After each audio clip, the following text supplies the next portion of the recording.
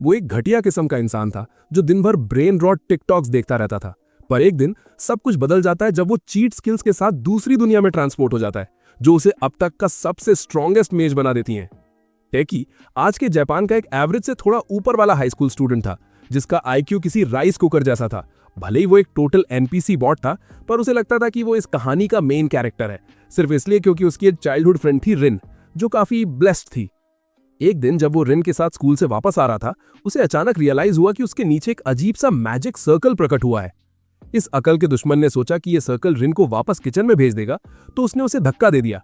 पर रिन ने इस बुद्धू को पकड़ लिया और वो दोनों एक साथ एक ऑल्टरनेट वर्ल्ड में पहुंच गए। वहां पहुंचकर टेकी अपनी आंखें खोलता है और खुद को ग्रीन प्लेन्स में लेटा हुआ पाता है।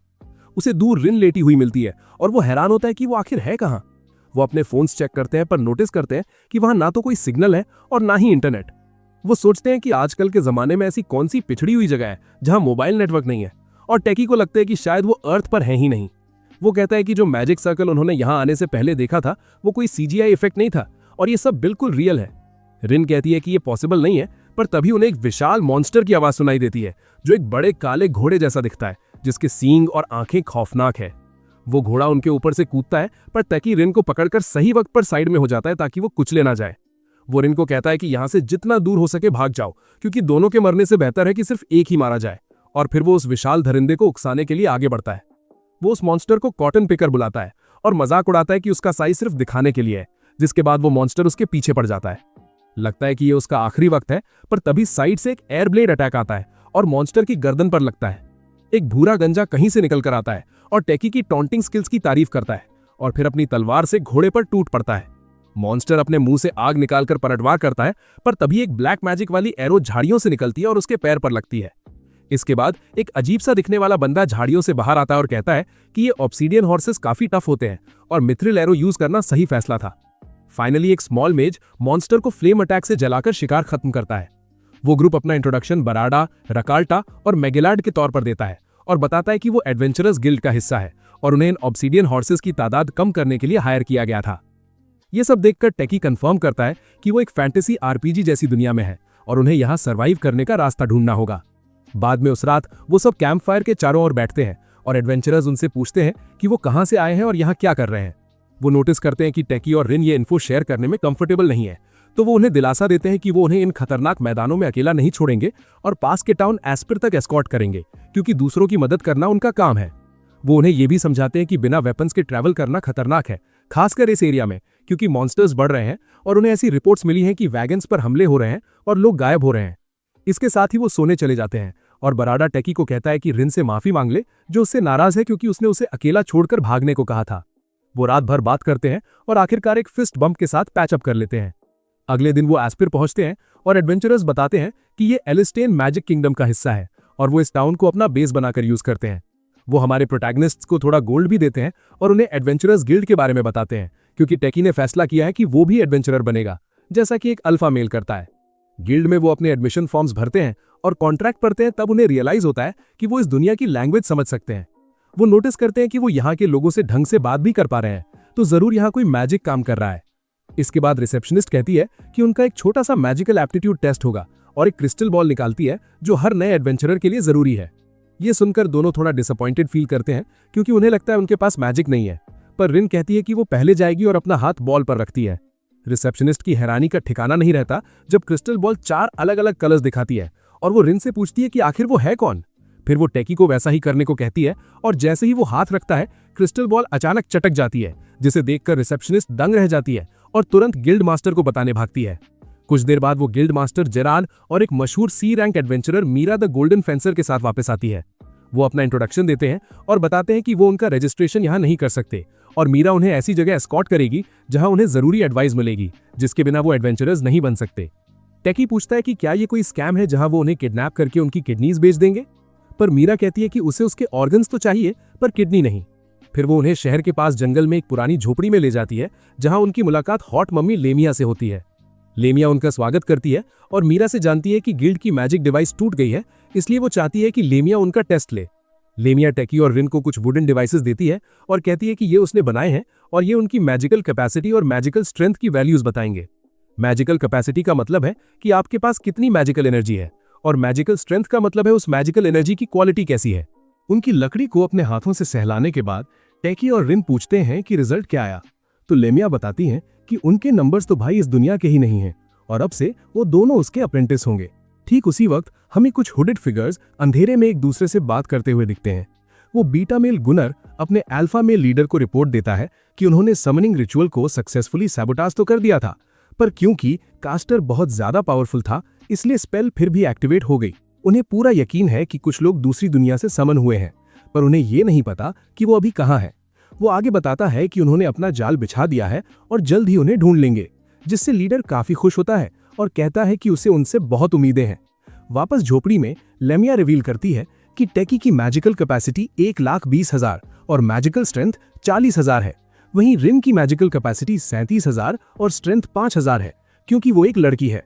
वो आगे बताती है कि बड़े बड़े ह्यूमन नाइट्स और रॉयल मेजेस की मैजिकल कैपेसिटी अक्सर 10,000 और स्ट्रेंथ 2,000 के आसपास होती है। तो उन दोनों के नंबर्स इंसेनली हाई है और उन्हें इस दुनिया के सबसे ताकतवर बींग्स में गिना जा सकता है। लेमिया ये भी कहती है कि वो इस किंगडम की सबसे बड़ी मेज है और उसकी अपनी कैपेसिटी 43,000 और स्ट्रेंथ 6,000 है, जबकि मायरा की कैपेसिटी और स्ट्रेंथ क्रमशः 3,500 और 3,800 है। फिर वो उन्हें समझाती है कि उनके पास इनक्रेडिबल पावर तो है, पर बिना ट्रेनिंग के वो खुद को और दूसरों को नुकसान पहुंचा सकते हैं, इसलिए वो चाहती है कि वो उसके अप्रेंटिस बने। इसके अलावा अगर वो अपनी पावर्स मास्टर कर लेते हैं तो वो एस रैंक एडवेंचरर्स और टॉप रॉयल मेजेस से भी कहीं आगे निकल जाएंगे। फिर वो टेकी की तरफ देखती है और कहती है कि अगर उसने ढंग से ट्रेन किया तो वो अकेले ही पूरे नेशंस के खिलाफ जंग छेड़ सकता है और राजा बन सकता है, और अगर वो ऐसा करता है तो उसके पास इस दुनिया की सारी दौलत और लड़कियां होंगी। और ये बोलते हुए वो उसे अपने मैसिव प्लॉट्स दिखाती है। रिन नोटिस करती है कि टेकी की पॉकेट में रॉकेट ऊपर उठ रहा है और वो उसे अंधा करने की कोशिश करती है, जबकि लेमिया मायरा को कहती है कि इन गूनर्स को ट्रेन करने में मजा आएगा। अगले दिन लेमिया सुबह की शुरुआत उन्हें एक भारी भरकम ब्रेकफास्ट खिलाकर करती है और मैजिक के बेसिक समझाती है। वो बताती है कि मैजिक यूज करने के 2 तरीके हैं, पहला मैजिकल स्पेल्स कास्ट करके और दूसरा सॉर्सरी के जरिए। मैजिकल स्पेल्स यूज करने के लिए इंसान को स्पेशल इनकेंटेशंस यानी मंत्र बोलने पड़ते हैं ताकि वो अपनी मैजिकल पावर उन स्पिरिट्स को उधार दे सकें जो बदले में अलग अलग स्पेल्स मटीरियलाइज करती हैं। दूसरी तरफ एक सॉर्सरर स्पिरिट के साथ मास्टर और सर्वेंट का कॉन्ट्रैक्ट करता है और उनसे अपना काम करवाता है, जो इसे नॉर्मल मैजिक से कहीं ज्यादा स्ट्रॉन्ग बना देता है। वो आगे रिवील करती है कि फायर, वाटर, अर्थ और विंड 4 बेसिक एलिमेंट्स होते हैं। मेजेस आमतौर पर सिर्फ एक ही एलिमेंट यूज कर पाते हैं, पर कुछ स्पेशल केसेस में मायरा जैसे मेजेस होते हैं जो 2 एलिमेंट्स यूज कर सकते हैं, जैसे फायर और अर्थ, या फिर वो खुद जो अर्थ को छोड़कर बाकी तीनों एलिमेंट्स यूज कर सकती है। वो ऐड करती है कि रिन एक और भी रेयर केस है जो चारों एलिमेंट्स यूज कर सकती है। दूसरी तरफ उन्हें नहीं पता कि टेकी कौन से एलिमेंट्स यूज कर सकता है, पर लेमिया कहती है कि जब तक उसे कॉन्ट्रैक्ट करने के लिए कोई स्पिरिट नहीं मिलती वो उसके फंडामेंटल्स पर फोकस करेगी। वो उसे ये भी बताती है कि पुराने जमाने में सॉर्सरर्स में लाइट, डार्क और टाइम स्पेस मैजिक का इस्तेमाल किया है, और अगर उसने अपनी पावर्स मास्टर कर ली तो वो दुनिया का सबसे स्ट्रॉन्गेस्ट मेज बन जाएगा। इसके बाद वो सब जंगल जाते हैं और लेमिया टेकी को दिखाती है कि कैसे मैजिक को हाथों में फोकस करके फिजिकल एनहांसमेंट की जाती है। टेकी इस टेक्निक को मास्टर करने के लिए जी तोड़ मेहनत करता है और ऐसा करते वक्त उसे एक लड़की की आवाज सुनाई देती है जो उसे गुड लक कह रही होती है। वो सोचता है कि आवाज कहां से आई, पर लगता है कि सिर्फ उसने ही इसे सुना था। इस बीच मायरा रिन को मेंटर करती है और उसे स्पेल्स कास्ट करने के बेसिक सिखाती है। वो बताती है कि स्पेल्स कास्ट करने के लिए एक साफ इमेजिनेशन का होना बहुत जरूरी है। रिन तुरंत एक फायर स्पेल सीख लेती है, फिर उसे ब्लू फ्लेम्स में मॉडिफाई भी कर देती है। ये देखकर मायरा बहुत सरप्राइज होती है क्योंकि उसने पहली बार ऐसी आग देखी है, और वो रिन को एक प्रोडिजी बुलाती है। बाद में उस दोपहर रिन टेकी को चेक करने आती है, जो काफी डिफीटेड महसूस कर रहा है क्योंकि उसने काफी हैंड प्रैक्टिस की थी। उसे इस हाल में देखकर वो उसे चीयर अप करने का फैसला करती है, तो टेकी एक और बार कोशिश करता है और अपने राइट हैंड में मैजिक फोकस करने की ट्राई करता है। ऐसा करते हुए उसे फिर से वही बच्चों वाली आवाज सुनाई देती है जो उसे टिप्स दे रही होती है, और इससे वो कामयाब हो जाता है क्योंकि उसका हाथ एक लाइट बल्ब की तरह चमकने लगता है। वो रिन से पूछता है कि क्या उसने वो आवाज सुनी और सोचता है कि कहीं वो भूत तो नहीं, जिससे रिन डर जाती है। इसके बाद वो दोनों डिनर के लिए अंदर जाते हैं और लेमिया उनकी प्रोग्रेस की तारीफ करती है। वो मायरा को रिन का ख्याल रखने को कहती है और टेकी को अगला टारगेट अपने लेफ्ट हैंड पर रखने को बोलती है जब तक कि वो फुल बॉडी एनहांसमेंट ना कर ले। वो कहती है कि जब तक उसका एट्रीब्यूट नहीं मिलता यही उसके लड़ने का मेन तरीका होगा, जो उस गिगा चैट पर काफी सूट करता है। बाद में उस रात मायरा लेमिया के पास जाती है और उन 2 नए लोगों के बारे में पूछती है। लेमिया कहती है कि वो उन्हें 3 हफ्ते में इस काबिल बना देगी कि वो ढंग से लड़ सकें, क्योंकि आने वाली जंग में उन्हें अपना बचाव खुद करना होगा। उसने सोचा था कि कैपिटल की मुश्किलें उसे इतनी दूर तंग नहीं करेंगी, पर लगता है कि हालात जल्द ही बिगड़ने वाले हैं। कुछ हफ्ते बाद हम टेकी और रिन को एक फिजिकल टेस्ट देते हुए देखते हैं ताकि पता चले वो कितनी दूर आए हैं। टेकी फैनवुल्फ्स के एक झुंड से लड़ता है, जबकि रिन रैबिट मॉन्स्टर्स की पूरी फौज को कुक कर देती है। टेकी अब अपने फिस्ट्स में मैजिकल पावर को कंट्रोल करना सीख गया है और रिन अब बिना इंकेंटेशंस के बेसिक स्पेल्स कास्ट कर सकती है और एक साथ मल्टीपल एलिमेंट्स यूज कर रही है। जब वो ये सब कर रहे होते हैं, लेमिया और मायरा एक क्लिफ से उन्हें देख रही होती हैं और बात करती हैं कि वो इतने कम समय में कितने स्ट्रांग हो गए हैं। तभी वो नोटिस करती हैं कि वो पैर एक ऑब्सिडियन हॉर्स का सामना कर रहा है, पर उनकी पहली मुलाकात के उलट अब वो बहुत ज्यादा स्ट्रांग है और उस दरिंदे को आसानी से ढेर करके उसका डिनर बना लेते हैं। बाद में उस रात वो सब टेकी और रिन के ग्रेजुएशन टेस्ट पास करने का जश्न मनाते हैं और लेमिया उन्हें बताती है कि वो अगले दिन एस्पिर मूव करेंगे और एडवेंचरर्स के तौर पर अपनी पहली जॉब लेंगे।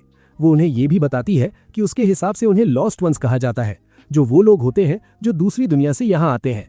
वो कहती है कि कभी ये किसी एक्सीडेंट का नतीजा होता है तो कभी उन्हें कोई ऐसा सॉर्सरर समन करता है जो स्पेस टाइम मैजिक यूज करने के काबिल हो। भाई, लगता है टेकी और रिन अब असली खतरों का सामना करने के लिए तैयार है। इस बात से टेकी और रिन एकदम दंग रह जाते हैं और उससे पूछते हैं कि उसे ये सब कैसे पता चला। लेमिया बताती है कि उनकी एबनॉर्मल मैजिकल पावर और बीच बीच में यूज किए गए नए वर्ड्स ने उनका भेद खोल दिया था। इसी वजह से उसने उन्हें अपना अप्रेंटिस बनाने का फैसला किया ताकि कोई बुरा इंसान उनका फायदा ना उठा सके। रही बात उन्हें यहाँ समन करने की, तो वो तो किसी सॉर्सरर से ही पूछना पड़ेगा, पर पूरे किंगडम में स्पेस टाइम मैजिक यूज करने वाले गिने चुने लोग ही हैं। टेकी कहता है कि ये तो अच्छी बात है, इससे सर्चिंग का दायरा कम हो जाएगा, वो उन्हें आसानी से ट्रैक करके अपनी गलतफहमी दूर करेंगे और वापस अपने वर्ल्ड निकल जाएंगे। लेमिया कहती है कि शायद ये पॉसिबल हो, पर उसे शक है कि क्या सब कुछ इतनी आसानी से हो पाएगा। डिनर के बाद टेकी और रिन साथ बैठते हैं और यहाँ आने के बाद जो कुछ भी हुआ उस पर डिस्कस करते हैं। टेकी कहता है कि वो एडवेंचरर्स के तौर पर काम करेंगे, अच्छा पैसा कमाएंगे और अपनी एक पहचान बनाएंगे। फिर उसी इन्फ्लुएंस का यूज करके उस सॉर्सरर को ढूंढेंगे जिसने उन्हें यहाँ बुलाया है, ताकि वो उन्हें वापस घर भेज सके। रिन भी काफी होपफुल महसूस करती है और वो दोनों एक ऑफ स्क्रीन एक्शन के साथ दिन खत्म करते हैं। इसके बाद टेकी अपने गोरे हाथ को देखता है और सोचता है कि क्या सच में उसके पास रिन के विशाल नेशंस को तबाह करने की पावर है। तभी उसे फिर वही पुरानी आवाज सुनाई देती है जो कहती है कि वो जल्द ही मिलेंगे और वो इसका इंतजार कर रही है। टेकी उससे पूछता है कि वो है कौन और उसका मतलब क्या है, पर वो आवाज उसे इग्नोर करती है और एक अनोइंग बिच की तरह हंसते हुए गायब हो जाती है। कई हफ्तों बाद हम देखते हैं कि टेकी अपने बेड पर जागता है। उसने फिर वही पुरानी आवाज वाला सपना देखा था। हमें पता चलता है कि वो अब एस्पायर मूव हो चुके हैं और उन्होंने खुद को एडवेंचरर्स के तौर पर रजिस्टर कर लिया है और उन्हीं लोगों के साथ जुड़ गए हैं जिन्होंने पहले दिन उन्हें बचाया था। तब से वो छोटे मोटे ई रैंक मिशंस कर रहे हैं और इस दुनिया के बारे में नई चीजें सीखकर धीरे धीरे स्ट्रांग हो रहे हैं। रिन अपना ज्यादातर वक्त लाइब्रेरी में पढ़ाई करने में बिताती है और इस दुनिया के बारे में हर तरह की जानकारी निकालती है। उसे पता चलता है कि इस दुनिया का नाम अल्टिया है और जिस किंगडम में वो है वो वेस्टर्न कॉन्टिनेंट का हिस्सा है और वहां दुनिया का सबसे एडवांस्ड मैजिक मौजूद है। 20 मिलियन की पॉपुलेशन के साथ इस किंगडम के लगभग 80% लोग बेसिक मैजिक कास्ट करने के काबिल हैं, इसीलिए इसे दुनिया के 3 सबसे बड़े नेशंस में गिना जाता है। उन्हें यह भी पता चलता है कि एस्पायर शहर होली स्कैटलॉव एम्पायर और गार्जन एम्पायर के ईस्टर्न बॉर्डर के पास है। इसी वजह से ये ट्रेडिंग और इन्फॉर्मेशन के लिए एक इंपॉर्टेंट टाउन बन गया है। तभी वेट्रेस उनका ब्रेकफास्ट लेकर आती है और उन्हें गिल्ड की तरफ से एक लेटर देती है। इसे पढ़ने के बाद उन्हें पता चलता है कि गिल्ड मास्टर ने उन्हें तुरंत बुलाया है। वो देखने जाते हैं कि क्या मामला है और रिसेप्शनिस्ट उन्हें स्लम्स के एक बार की इन्वेस्टिगेशन का स्पेशल रिक्वेस्ट देती है। टेकी सोचता है कि आखिर उन्हें ब्रो की बार में क्या ढूंढना है। गिल्ड मास्टर एक्सप्लेन करता है कि हाल ही में ऐसी र्यूमर्स हैं कि वैगन से चोरी किया गया माल स्लम्स के रास्ते शहर में स्मगल किया जा रहा है। वो उन्हें बताता है कि उन्हें ऐसी इन्फो निकालनी है जिससे कल्प्रिट्स पकड़े जाएं और मिशन का रिवॉर्ड 7 सिल्वर और बोनसेस है। टेकी पूछता है कि क्या उनका डी रैंक मिशन लेना ठीक रहेगा। गिल्ड मास्टर कहता है कि अगर वो इसे क्लियर कर लेते हैं तो उन्हें डी रैंक पर प्रमोट कर दिया जाएगा। इसके अलावा ये क्वेस्ट पहले ही 2 बार फेल हो चुका है और अगर तीसरी बार भी फेल हुआ तो गिल्ड को गलत असेसमेंट के लिए एक्स्ट्रा फीस भरनी पड़ेगी। टेकी उस नाटे आदमी को कंजूस बुलाता है, पर वो कहता है कि उसे उनकी स्किल्स पर पूरा भरोसा है क्योंकि वो लेमिया के अप्रेंटिसेस हैं और उन्हें भेज देता है। इसी के साथ टेकी और रिन स्लम्स जाते हैं और रात होने तक वेट करते हैं जब सारा शेडी बिजनेस शुरू होता है। वहां घूमते हुए रिन कुछ मलीला फ्रूट खरीदने जाती है, पर प्राइस पिछले हफ्ते से दुगनी निकलती है। वो सोचती है कि क्या अमेरिका का इन्फ्लेशन इस दुनिया में भी आ गया है, पर दुकानदार बताता है कि वैगन्स पर लगातार हमले हो रहे हैं और हर तरफ माल की शॉर्टेज है। रात होने पर टेकी और रिन नोटिस करते हैं कि बार के पिछले वाले दरवाजे से कुछ माल बाहर ले जाया जा रहा है, तो वो अंदर जाते हैं और बार टेंडर से एल मांगते हैं। बारटेंडर कहता है कि वो ऐसे हल्के ड्रिंक्स नहीं रखता, पर टेकी अपना अल्फा मेल हेकी दिखाकर उसे बैठने को कहता है और वो शहर में बढ़ती कीमतों पर बात शुरू करते हैं। टेकी कहता है कि वो भी इस बिजनेस में उतरना चाहते हैं और जानना चाहते हैं कि ये सब कैसे काम करता है। बारटेंडर कहता है कि ये एमेचर्स का काम नहीं है, पर टेकी उसे ब्रो की बुलाता है और उसके सामने कॉइन्स की थैली रखकर पूछता है कि क्या अब उसका मुंह खुलेगा। ये देखकर बार के लालची एनपीसीज उठ खड़े होते हैं और उन्हें लूटने की कोशिश करते हैं, पर टेकी और रिन उनकी वर्थलेस पीठ थोककर उन्हें ढेर कर देते हैं और सारी सच्चाई उगलने पर मजबूर कर देते हैं। वो गुंडे बताते हैं कि उन्हें किसी हुडेड बंदे ने हायर किया था, जिसने उन्हें उन वैगन्स का माल डिलीवर करने को कहा था जिन पर मॉन्स्टर्स ने हमला किया था। अंधेरा ज्यादा होने की वजह से वो उस शख्स का चेहरा नहीं देख पाए थे, पर पैसा अच्छा मिल रहा था तो वो मान गए। बारटेंडर कहता है कि उसे उनका पैसा नहीं चाहिए और ये बार के लिए नॉर्मल बात है कि वो इन लोगों का लाया हुआ माल बेचे, इसीलिए उन्हें अपनी नाक वहां नहीं घुसानी चाहिए जहां जरूरत नहीं है। इसके बाद टेकी और रिन बाहर निकलते हैं और सोचते हैं कि इसका मास्टरमाइंड कौन है। तभी उन्हें नोटिस होता है कि 3 फीमेल निंजाज उनका पीछा कर रही हैं, तो वो उन्हें लालच देकर सुनसान जगह ले जाते हैं और उनसे भिड़ जाते हैं। टेकी कोशिश करता है कि वो उन्हें वापस किचन में ना भेजे और एक हैवी पंच से उनमें से एक को नॉकडाउन कर देता है। रिन भी दिखा देती है कि वो यूजलेस नहीं है और एक को पीछे धकेल देती है, जिसके बाद टेकी जेंडर इक्वालिटी दिखाते हुए उसे भी सुला देता है। इसके बाद वो दोनों आखिरी असैसिन से सामना करते हैं और उससे पूछते हैं कि क्या वो सरेंडर करने के लिए तैयार है। पर तभी पहली निंजा जाग जाती है और स्मोक बॉम्ब फेंकती है और वो दोनों अपनी बेहोश साथी को वहीं छोड़कर वहां से एस्केप कर जाती है। टेकी कहता है कि वो उन्हें सिर्फ डराकर भगाने नहीं आई थी, बल्कि लगता है वो सच में उन्हें असैसिनेट करने की कोशिश कर रही थी।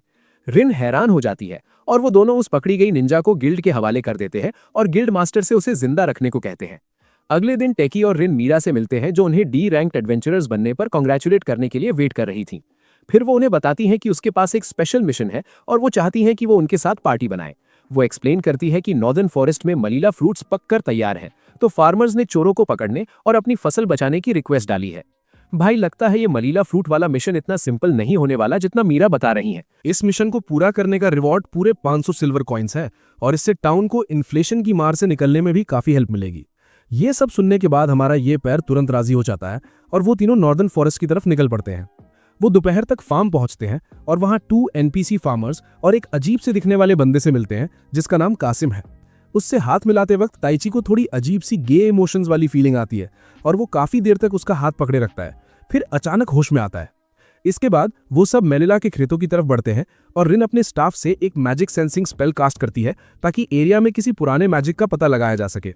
फाइनली उसे एक सिग्नल मिलता है जो दिखाता है कि एक विशाल मॉन्स्टर खेतों की तरफ ही आ रहा है और वो सब उससे लड़ने के लिए अपनी पोजीशंस ले लेते हैं।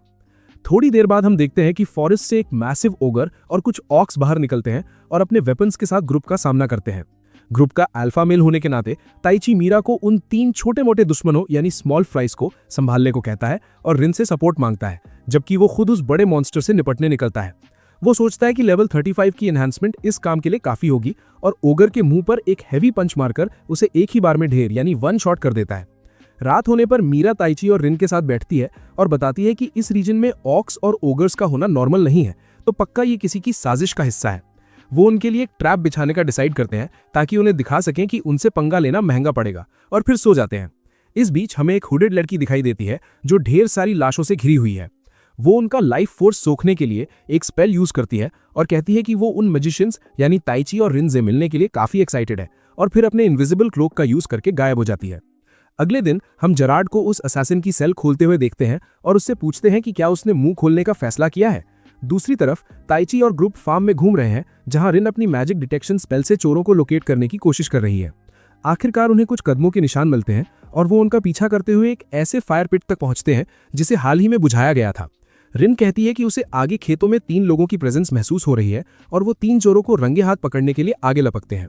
ताइची, रिन और मीरा आगे बढ़कर उन्हें सरेंडर करने पर मजबूर कर देते हैं और वो 2 एनपीसीज उन्हें टाउन गार्ड्स के हवाले कर देते हैं। इसी बीच कासिम ताइची और बाकी सबको हेल्प के लिए थैंक यू बोलता है और ताइची फिर से काफी देर तक उसका हाथ पकड़े रखता है। वो कहता है कि कासिम के हाथ बाकी फार्मर्स की तरह सख्त नहीं बल्कि काफी सॉफ्ट है और उससे उसके सीक्रेट के बारे में पूछता है। कासिम कहता है कि वो एक ओवरसियर है, इसलिए उसे हाथों का ज्यादा काम नहीं पड़ता, पर मीरा बीच में बोलती है कि ऑक्स और ओगर्स इस एरिया में कॉमन नहीं थे, लेकिन कासिम को उनके बारे में पहले से पता था, भले ही वो सिर्फ एक फार्मर है। ये सब सुनकर कासिम हंसने लगता है और रिवील करता है कि वही वो बंदा है जिसने उन चोरों को हायर किया था और वही मैजिशियन भी उसने हायर किया था ताकि मॉन्स्टर्स को खेतों में लाया जा सके। ताइची उससे पूछता है कि उसने ऐसा क्यों किया, तो तो वो बताती है कि ये सब उन 3 लोगों को यहाँ लालच देकर बुलाने के लिए था, क्योंकि उसे अपने गोल के लिए ताइची की स्ट्रेंथ चाहिए थी और वो उसे खुद टेस्ट करना चाहता है। तभी वो इनविजिबल रोब वाली लड़की ग्रैमी अपनी इनविजिबिलिटी से बाहर आती है और मीरा को पीछे से सरप्राइज कर देती है। वो कासिम को कहती है कि उसका मुंह काफी तेजी से चलता है और बताती है कि वही मैजिशियन है और कासिम के बॉडीगार्ड के तौर पर काम कर रही थी। इसी के साथ उनकी बैटल शुरू हो जाती है और मीरा ग्रैमी के साथ स्वॉर्ड्स क्लैश करने के लिए आगे बढ़ती है और उससे पूछती है कि जब वो इनविजिबल थी तब उसने अटैक क्यों नहीं किया। वो कहती है कि असैसिनेट करना बुज़दिलों का काम है और ये उसका स्टाइल नहीं है, क्योंकि उसे ब्लेड्स क्लैश करना और अपने ओपोनेंट्स को अपनी स्ट्रेंथ से ओवरपावर करना पसंद है। दोनों एक दूसरे पर कई बार वार करती हैं और एक पावर स्ट्रगल में फंस जाती हैं, पर तभी रिन यूजफुल बनने का डिसाइड करती है और ग्रैमी की तरफ एक फायर बॉल शूट करती है। इससे ग्रैमी पीछे कूद जाती है और उस स्पेल को विंड अटैक से काउंटर करती है। रिन तुरंत एक डस्ट टॉर्नेडो समन करके उसे फॉलो अप करती है और ग्रैमी को थोड़ी देर के लिए स्टन कर देती है ताकि मीरा को अपनी फिजिकल एनहांसमेंट पूरी करने का टाइम मिल सके। ग्रैमी अपनी स्वॉर्ड से उस स्पेल को चीर कर निकल जाती है, पर रिन ऑफेंस जारी रखती है और उस पर वाटर और अर्थ एलिमेंट की एक कंबाइंड स्पेल से अटैक करती है। दूसरी तरफ ताइची कासिम से लड़ने की तैयारी करता है और वो पूछती है कि क्या वो बिना किसी वेपन के उससे भिड़ने वाला है। कासिम कहता है कि वो ताइची को अपने फ्रॉस्ट एलिमेंटल से लड़वाएगा और अपने बगल में एक बर्फीला मॉन्स्टर समन करता है। उस बीस्ट को देखकर ताइची को लगता है कि वो फिजिकल एनहांसमेंट के हायर लेवल से उसे एक ही बार में ढेर कर देगा, पर अटैक लगने के बजाय वो सीधा उस एलिमेंटल के आर पार यानी फेज थ्रू निकल जाता है। कासिम एक्सप्लेन करता है कि उस बीस्ट का कोई फिजिकल फॉर्म नहीं है और उसे सिर्फ फायर मैजिक से हराया जा सकता है, पर बदकिस्मती से ताइची को कोई स्पेल कास्ट करनी नहीं आती। ताइची अपनी ब्लेड से मॉन्स्टर पर अटैक करने की कोशिश करता है, पर उसका कोई असर नहीं होता। आइस एलिमेंटल पलटवार में कुछ आइस मैजिक यूज करता है और ताइची उन स्पेल्स से बचने के लिए इधर उधर कूदता है। कासिम तब वो लाइफ एनर्जी बॉल निकालता है जो ग्रैमी ने कल रात बनाई थी और उसे मॉन्स्टर को खिला देता है, जिससे वो लाल हो जाता है और उसे एक मैसिव पावर बूस्ट मिलता है। इसी के साथ वो रेड एलिमेंटल इतनी इंसेन स्पीड से आगे बढ़ता है कि ताइची पीछे जा गिरता है और इतनी जोर से हिट होता है कि उसके मुंह से खून निकलने लगता है। कासिम उसे कहता है कि वो चुपचाप एक गुड बॉय की तरह उसके साथ चले, वरना वो लड़कियों को कैप्चर करके उन्हें असलियत बताएगा कि बच्चे कैसे पैदा होते हैं, the birds and the bees story. इसी बीच हमें मीरा और रिन को ग्रैमी के खिलाफ स्ट्रगल करते हुए देखते हैं, जो मीरा को एक हैवी पंच से पीछे भेज देती है और रिन को भी नीचे गिरा देती है। ओवरवेल्म्ड फील करते हुए दोनों मेजेस अपना पावर आउटपुट बढ़ाने का डिसाइड करते हैं और कहते हैं कि उन्हें एक पावरफुल मेज का सामना करने की आदत है, जबकि वो लेमिया को याद करती हैं। ग्रैमी पूछती है कि क्या वो अब तक उसे हल्के में ले रही थी, पर मीरा कहती है कि वो बस अपने मेन प्लान पर वापस आ रही हैं। और इसी के साथ वो खुद को लेवल 40 तक एनहांस करती हैं और ग्रैमी पर अटैक करने के लिए आगे बढ़ती हैं। वो कुछ वार एक्सचेंज करती हैं, पर तभी रिन एक स्पेल ब्लेड के साथ चार्ज करती है और ग्रैमी को सरप्राइज कर देती है। ग्रैमी अटैक से बचने के लिए पीछे कूदती है, पर मीरा उसे लात मारकर वापस आगे भेज देती है और रिन अपने स्टाफ को स्वॉर्ड में बदलकर फॉलो अप करती है और ग्रैमी को अपनी स्वॉर्ड से ब्लॉक करने पर मजबूर कर देती है।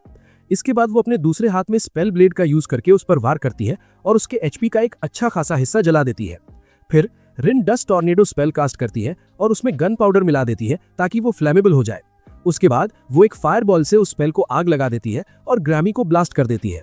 भाई, लगता है रिन ने एकदम एक्सप्लोसिव मूव दिखाई है। ग्रैमी अभी भी अपनी फिजिकल एनहांसमेंट से ज्यादातर डैमेज ब्लॉक कर लेती है, लेकिन म्यूरा इस मौके का फायदा उठाकर अपनी फायरी ब्लेड से उस पर वार करती है और उनकी फाइट को यहीं खत्म कर देती है। इसके बाद वो दोनों उसके सामने खड़ी होती हैं और उसे सरेंडर करने को कहती हैं, पर ग्रैमी अपने खून को किसी ठरकी की तरह चाटते हुए उठती है और कहती है कि जख्म भरने के बाद वो उनसे फिर लड़ना चाहेगी और अगली बार वही जीतेगी। ठीक तभी कासिम बीच में बोलता है और लड़कियों को सरेंडर करने के लिए धमकाता है, वरना वो ताइची को अपने रेड एलिमेंटल से बुरी तरह पिटवाएगा। बेचारी लड़कियां थोड़ा सोचने लगती हैं और काफी डिप्रेस्ड फील करती हैं। वहीं ताइची हैरान है कि आखिर मामला यहां तक कैसे पहुंच गया। क्या उसके पास पूरे नेशंस को तबाह करने वाली पावर नहीं होनी चाहिए थी? अपनी कमजोरी को कोसते हुए वो बेहोश हो जाता है और सपने में उसे फिर से वही पुरानी आवाज सुनाई देती है। वो उससे पूछती है कि क्या उसे पावर चाहिए और ताइची कहता है कि वो उस नमूने का चेहरा जमीन में धंसा देना चाहता है और उसे एहसास कराना चाहता है कि उससे पंगा लेकर उसने कितनी बड़ी गलती की है। वो आवाज अपना इंट्रोडक्शन देती है कि वो एरियल नाम की एक विंड स्पिरिट है और बताती है कि ये एक एक्सेप्शन होगा क्योंकि वो रूल्स तोड़ रही है, इसलिए ये मौत जैसा दर्दनाक हो सकता है। पर अगर उसे फिर भी ये पावर चाहिए तो वो उसे उधार देगी। ताइची राजी हो जाता है और हम उसे पूरे अवतार मोड में ट्रांसफॉर्म होते देखते हैं, जहां उसके चारों तरफ एक घना विंडी ऑरा होता है।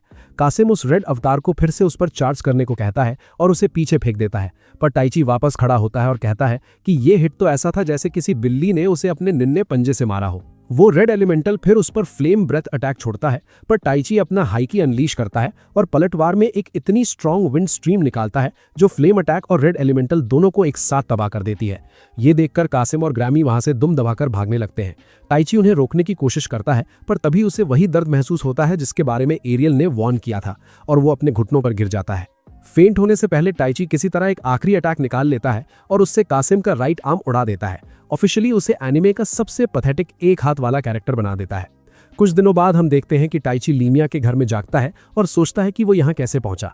तभी लीमिया अंदर आती है और वो उससे सवाल पूछता है, पर तभी उसके पेट से गुरगुराने की आवाज आती है और वो दोनों खाना खाने नीचे चले जाते हैं। टाइची बिल्कुल गोकू की तरह दबाकर खाता है और लीमिया उसे बताती है कि पिछली बैटल में उसने अपना सारा मैजिक एग्जॉस्ट कर दिया था और वो पूरे एक हफ्ते तक बेहोश यानी आउट रहा। वो एक्सप्लेन करती है कि नॉर्मल लोग तो रात भर में अपना मैजिक रिप्लेनिश कर लेते हैं, पर अगर पूरा खत्म हो जाए तो रिकवर करने के लिए बॉडी लंबे समय तक कोमा लाइक स्टेट में जा सकती है। वो बताती है कि जब वो एक दिन तक नहीं जागा तो मीरा और रिन उसे यहाँ ले आई थी और फिर वो उससे नॉर्दर्न फॉरेस्ट में हुए हादसे की डिटेल्स मांगती हैं। टाइची उसे सब कुछ बताता है और वो कहती है कि कासिम ने पक्का फ्रॉस्ट एलिमेंटल पर क्रिम्सन पैक्ट यूज किया होगा। ये एक फॉरबिडन रिचुअल है जो बीस्ट्स और ह्यूमंस की लाइफ फोर्स यूज करता है और इसे खाने से यूजर की कैपेसिटी से कहीं ज्यादा इनॉर्मस मैजिक निकल सकता है। टाइची कहता है कि उस मोमेंट पर उसे लगा था कि अब वो गया गॉनर, पर तभी उसे एक आवाज सुनाई दी जिसने अपना नाम एरियल बताया और उसे लड़ने की पावर दी। ये सुनकर लीमिया काफी हैरान हो जाती है और हमें उसके ट्रेजर का एक फाइन शॉट मिलता है। वो कहती है कि अब उसे पता चल गया है कि टाइची किस तरह की सॉर्सरी कर सकता है और एक्सप्लेन करती है कि वो एक समनर है। समनर्स बिल्कुल शामन्स की तरह होते हैं जो स्पिरिट्स के साथ पैक्ट करते हैं और उनके बॉन्ड के बेसिस पर उन्हें स्ट्रॉन्गर मैजिक परफॉर्म करने का हक मिलता है। पर शामन्स और समनर्स में एक बड़ा फर्क ये है कि समनर्स स्पिरिट्स की आवाज सुन सकते हैं। वो आगे बताती है कि इस दुनिया में स्पिरिट्स हाईएस्ट ऑर्डर पर आती हैं, यहाँ तक कि ड्रैगन से भी ऊपर, जिन्हें ह्यूमन से सुपीरियर माना जाता है। इसलिए आम इंसान उन्हें देख या सुन नहीं सकते, सिर्फ समनर्स ही स्पिरिट्स को कमांड कर सकते हैं और उनसे स्पेल्स कास्ट करवा सकते हैं। और क्योंकि ये स्पेल्स डायरेक्टली स्पिरिट्स कास्ट करती हैं, इसलिए ये उन स्पेल्स से कहीं ज्यादा स्ट्रॉन्ग होती हैं जो शामन्स या मेजेस किसी मीडियम के जरिए करते हैं। ये जानकर कि कैसे उसके रेज हाइकी ने एक स्पिरिट को अट्रैक्ट किया और उसे समनर बनाया, वो लड़कियों से मिलने से पहले थोड़ी कॉफी पीने बाहर निकलता है। वो वेट्रेस से पूछता है कि क्या उसे पता है वो कहाँ है, पर वो कहती है कि वो सुबह से वापस नहीं आई हैं। टाइची खुद उन्हें ढूंढने का डिसाइड करता है और बाहर निकलता है, पर तभी वो देखता है कि कुछ डिस्कॉर्ड मॉड्स एक सुंदर लड़की को घेर कर खड़े हैं। वो आगे बढ़ता है और उन्हें उसे छोड़ने को कहता है और वो लड़की इस मौके का फायदा उठाकर खुद को छुड़वाती है और टाइची का हाथ पकड़ लेती है। वो ऐसे एक्ट करती है जैसे वो उसकी लवर हो और उसे अपने मैसिव प्लॉट्स के जरिए इस नाटक में साथ देने को मना लेती है। उनमें से एक डिस्कॉर्ड मॉड टाइची को मुक्का मारने की कोशिश करता है और उसे अपने काम से काम रखने को बोलता है, पर टाइची डॉज करके उस बंदे की गर्दन पर एक लात मारता है और उसे वहीं सुला देता है। ये देखकर दूसरा बंदा घबरा जाता है और अपने बडी को उठाकर वापस अपने मॉम्स बेसमेंट में भाग जाता है। उनके जाने के बाद लड़की टाइची को थैंक्स बोलती है, पर वो कहता है कि वो खुद उन्हें हैंडल कर सकती थी। वो पॉइंट आउट करता है कि उसने उनकी गिरफ्तारी से खुद को छुड़वा लिया था और जब वो डॉज करने के लिए पीछे हटा तो उसने उसकी सडन मूवमेंट्स को भी फॉलो किया। इसके अलावा वो इस बात से बिल्कुल हैरान नहीं थी कि उसने एक लात में बंदे को ढेर कर दिया। ये सुनकर लड़की उसे बताती है कि ऐसा इसलिए है क्योंकि ये उनकी पहली मुलाकात नहीं है और मेंशन करती है कि उनकी पहली मीटिंग में वो उसके साथ काफी रफ था। इससे टाइची सोचने लगता है कि कहीं ये उसकी अलाबामा वाली बहन तो नहीं, पर वो अपना इंट्रोडक्शन एनास्थेसिया के तौर पर देती है और रिवील करती है कि वो असल में वही निंजा गर्ल है जिसे उसने नॉकआउट करके गिल्ड के हवाले किया था। इस बीच हम कासिम के बॉस को देखते हैं जो खुद को एम्परर कहता है। वो कासिम की तारीफ करता है कि उसने टाइची और रिन के बारे में सारी इन्फो निकाल ली और कहता है कि इसके लिए उसका एक हाथ खोना एक छोटी सी कीमत थी। फिर वो ग्रैमी की तरफ मुड़ता है और कहता है कि उसे थोड़े मॉडिफिकेशंस की जरूरत है ताकि वो उसकी बेहतर सेवा कर सके, और उसके हाथ पर एक स्पेशल स्पेल डाल देता है। फिर कासिम को एक नया साइड क्वेस्ट देता है और कहता है कि ये बस एक छोटा सा मजाक प्रैंक होगा और उस वन आर्म्ड क्लब के दौरान उसका दुख कम करने का अच्छा तरीका होगा। उसे मिशन देने के बाद हम दो लड़कियों को कमरे में एंटर होते देखते हैं जो एम्परर से उस कार्निवल के बारे में पूछ रही हैं।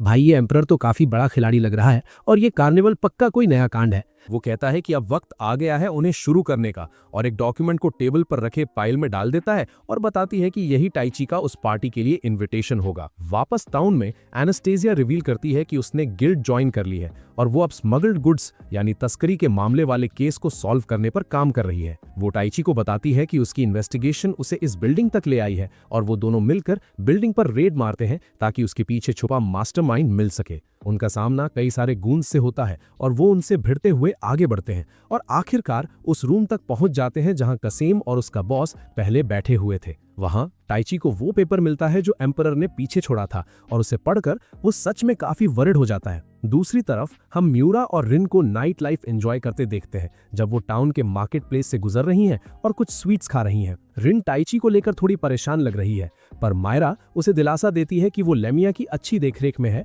और कहती है कि उन्हें फिलहाल अपने मिशन पर फोकस करना चाहिए। तभी वो नोटिस करती हैं कि कोई उनका पीछा कर रहा है और सोचती हैं कि क्या उन्हें किसी ऐसी जगह लालच देकर ले जाना चाहिए जहां ज्यादा लोग ना हो। पर तभी एक हुडेड किड पीछे से उन पर तलवार से अटैक कर देता है। रिन और मायरा दूर कूद जाती हैं और सबको वहां से निकलने को कहती हैं, इससे पहले कि वो उस असैसिन का सामना करें। मायरा अपनी स्वॉर्ड को चार्ज करती है और आगे लपकती है उनकी तलवारें क्लैश करने के लिए, जबकि रिन उस लड़के पर वाटर अटैक करती है ताकि उसका स्टिंकी फेस साफ हो सके। इसके बाद वो एक विंड टॉर्नेडो स्पेल तैयार करती है, पर तभी रूफ टॉप से कुछ मैजिशियंस उस पर अटैक कर देते हैं। रिन अपनी स्पेल कैंसिल करती है और मायरा के पास कूदकर एक डिफेंसिव बैरियर कास्ट करती है और उन्हें रियलाइज होता है कि ये एक 4vs2 बैटल है। पर तभी उन्हें कहीं से ग्रैमी की आवाज सुनाई देती है, जो अपनी इनविजिबिलिटी से बाहर आती है और म्यूरा के पेट पर एक सरप्राइज अटैक करके उसे नीचे गिरा देती है। इसके बाद वो उसे उठाती है और वहां से भागते हुए रिन को कहती है कि ये उसका स्टाइल नहीं है, पर बॉस ने उसे मांगा है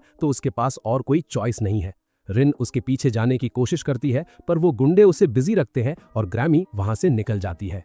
इसी बीच हम टाइची और एनास्टेसिया को अर्थ मैजिक से बनी एक टनल से गुजरते देखते हैं और रिवील करते हैं कि बिल्डिंग में मिले उस पेपर ने उन्हें बताया था कि यहाँ एस्पिर के नीचे कहीं 3000 गॉब्लिन्स का एक झुंड छिपा है जो क्रिम्सन पैक्ट से एनहांस्ड है। आखिरकार उन्हें टनल के एंड में एक दरवाजा मिलता है जिसके बाहर कुछ हड्डियां पड़ी हैं और एनास्टेसिया अपनी लॉक पिकिंग स्किल्स यूज करके उसे खोलती है, कहीं वो ट्रैप्ड ना हो।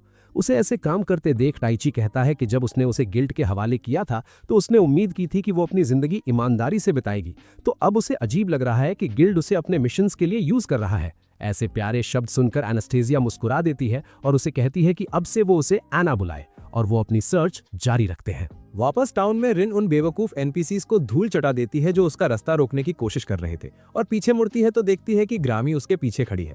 ग्रामी उसे इतनी जल्दी उनसे निपटने के लिए कांग्रेचुलेट करती है और बताती है कि मीरा कहाँ है। वो ये भी रिवील करती है कि उसका बॉस मीरा को एक क्रिम्सन पैक्ट ऑब खिलाने की कोशिश कर रहा था। वो आगे कहती है कि उसे फर्क नहीं पड़ता अगर किसी को इश्क हो जाए, पर वो लोग उसका शिकार प्रेत है और उसे बिल्कुल पसंद नहीं कि कोई और उसके शिकार पर हाथ साफ करे। ये सब सुनते ही रिन उस बिल्डिंग की तरफ भागती है जहां मीरा को रखा गया है और अंदर मौजूद हर किसी को पीटते हुए उस चेंबर तक पहुंचती है जहां उसे कैद किया गया था। वो विंड स्पेल का यूज करके मेन स्पेल कास्टर को नीचे गिरा देती है और बाकी सबको आइस बाइंडिंग से फ्रीज कर देती है, जिसके बाद वो अर्थ मैजिक से मैजिक सर्कल को तबाह करती है और मीरा को उसकी जंजीरों से आजाद कर देती है। ठीक तभी एम्परर कासिम के साथ अंदर आता है और रिन को बधाई देता है कि उसने बिना किसी की जान लिए अपनी दोस्त को रेस्क्यू कर लिया। वो खुद को इस सारे कांड के मास्टरमाइंड के तौर पर इंट्रोड्यूस करता है और रिन उससे लड़ने की तैयारी करती है, पर वो कहता है कि वो यहाँ अपने हाथ गंदे करने नहीं आया है। वो बताती है कि 3000 मॉन्स्टर्स का एक झुंड टाउन पर अटैक करने वाला है, इसलिए उनके लड़ने का कोई मतलब नहीं है क्योंकि अटैक होते ही सब कुछ तबाह हो जाएगा। ये सुनकर रिन ताइची का नाम लेती है तो एम्परर उसे बताता है कि वो उन्हें बचाने नहीं आएगा क्योंकि उन्होंने उसके लिए एक अलग ही स्टेज तैयार किया है। अब ये उन पर है कि वो इस शहर को कैसे बचाते हैं, और वो ये देखने के लिए काफी एक्साइटेड रहेगा और वहां से निकल जाता है। बाहर निकलते वक्त कासिम एम्परर से पूछता है कि क्या शहर पर अंदर और बाहर से एक साथ अटैक करना जरूरी था। एम्परर कहता है कि बिल्कुल जरूरी था, और फिर उससे पूछता है कि उन्होंने टोटल कितने क्रिम्सन पैक्ट मॉन्स्टर्स तैयार किए हैं। कासिम बताता है कि उनके पास जमीन के नीचे 500 है और ऊपर लगभग 200 है। तो एम्परर कहता है कि ताइची और रिन की स्ट्रेंथ को पूरी तरह टेस्ट करने के लिए ये काफी रहेंगे। इसी बीच हम ताइची को आना की जान बचाते हुए देखते हैं जब वो एक अर्थ गोलम का पंच अपने एक हाथ से ब्लॉक कर देता है। वो उसे पीछे हटने को कहता है और फिर एक फिजिकली एनहांस्ड पंच के साथ आगे कूदता है ताकि उस गोलम का खेल हमेशा के लिए खत्म कर सके।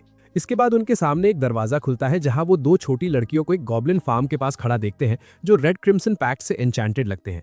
वो लड़कियां अपना इंट्रोडक्शन माइलो और मेलो के तौर पर देती हैं और कहती हैं कि उन्होंने ही वो अर्थ गोलम बनाया था और अब वो इन सारे गॉब्लिन्स को टाउन में छोड़ने वाली हैं ताकि वो शहर वालों के साथ खेल सके, मर्द और बच्चों को डिनर में खा सके। ताइची उनके अजीब चेहरों को देखता है और पूछता है कि क्या उन्हें एक बैड आइडिया नहीं लगता क्योंकि वो खुद भी तो बच्चे ही हैं। पर लड़कियां कहती हैं कि वो इस ऑब से गॉब्लिन्स को कंट्रोल करेंगी और उन्हें अनलीश कर देती हैं। वापस टाउन में म्यूरा और रिन गिल्ड जाते हैं और जेरार्ड को एम्परर और उसके 3000 मॉन्स्टर्स वाले प्लान के बारे में बताते हैं। जेरार्ड एस्पायर के सारे एडवेंचरर्स को बुलाता है और टाउन वॉच से भी हेल्प मांगता है और वो सब इस डिफेंसिव वॉर की तैयारी शुरू कर देते हैं। सिर्फ 180 एडवेंचरर्स के साथ हालत काफी खराब लग रहे हैं, पर तभी लेमिया जंग में शामिल होती है और उनका हौसला बढ़ाती है। इसी बीच ताइची और एना उन रेड गॉब्लिन से लड़ रहे हैं और कोशिश कर रहे हैं कि वो जमीन के ऊपर न जा पाए। ताइची फिजिकल एनहांसमेंट यूज करके उन्हें क्रश कर देता है, पर उसे केव के टूटने का डर लगता है, इसलिए वो नॉर्मल कॉम्बैट पर वापस आ जाता है। इतने सारे गॉब्लिन से लड़ते वक्त उसे अचानक उन लड़कियों की आवाज सुनाई देती है और वो नोटिस करता है कि उनका क्रिस्टल बॉल बेकार था और अब गॉब्लिन्स उन पर भी अटैक कर रहे हैं। वो मॉन्स्टर्स के बीच से रास्ता बनाते हुए उन्हें बचाता है और उनसे उनकी करतूतों के लिए माफी मंगवाता है। फिर वो एनाकोन का ख्याल रखने को कहता है और पूरे 500 मॉन्स्टर्स को साफ करने के लिए एक फुल ऑन मॉन्स्टर हंट पर निकल जाता है। वापस गिल्ड में लेमिया और बाकी सब सिचुएशन को असेस करते हैं और लेमिया कहती है कि वो अपनी एक tactical class large area spell use करेगी ताकि मॉन्स्टर्स की संख्या कम की जा सके, क्योंकि इतने सारों से एक साथ लड़ने का और कोई रास्ता नहीं है। लेकिन इतनी जल्दी ऐसी स्पेल यूज करने से उसका मैना रिजर्व लो हो जाएगा और वो फिर कोई बड़ा अटैक नहीं कर पाएगी। ये सब सुनकर रिन उसे कहती है कि एरिया ऑफ इफेक्ट स्पेल वो संभाल लेगी और एक्सप्लेन करती है कि वो एक फटते हुए ज्वालामुखी जैसी स्पेल कास्ट कर सकती है। वो स्टीम एनर्जी का यूज करके बॉम्ब बनाने की साइन समझाने की कोशिश करती है, पर वो सबके सर के ऊपर से निकल जाता है, ठीक वैसे ही जैसे मेरे सर के ऊपर से मैथ लेसन्स निकल जाते हैं। पर लेमिया कहती है कि उसे उस पर भरोसा है और उसे ये करने देती है। अगले दिन जैसे ही मॉन्स्टर्स दीवारों के पास पहुंचते हैं, रिन अपनी स्पेल कास्ट करना शुरू करती है और अर्थ मैजिक से जमीन में एक विशाल गड्ढा बना देती है। वो ज्यादातर मॉन्स्टर्स को उसमें गिरा देती है और उस बेसिन को पानी से भर देती है, जिसके बाद वो उनके ऊपर पिघली हुई धातु मोल्टन मेटल का एक बड़ा बॉल बनाकर अंदर फेंक देती है। धातु तुरंत ठंडी होकर गड्ढे के ऊपर एक सील बना देती है और फिर नीचे बनने वाली स्टीम की वजह से वो पूरी ताकत से फट जाता है। वो भयानक एक्सप्लोजन सबको हैरान कर देता है और लेमिया काउंटर अटैक को लीड करती है, जबकि जेरार्ड एडवेंचरर्स को लेकर दुश्मन की फौज पर टूट पड़ता है।